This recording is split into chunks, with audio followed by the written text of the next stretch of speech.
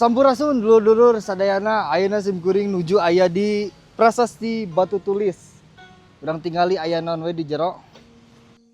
Ya ini gerbang menuju Prasasti ya.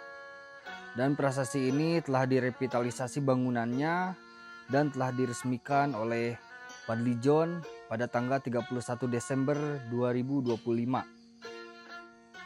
Prasasti Batu Tulis terdiri dari 9 baris inskripsi pada sebuah monolit dari batuan andesit yang berwarna abu-abu kehitaman berbentuk segitiga pipih menyerupai gunungan dengan huruf Jawa kuno dan bahasa Sunda kuno yang berukuran tinggi 1,82 meter, lebar atas 27 cm, lebar bawah 1,52 meter, dan tebal 15 cm.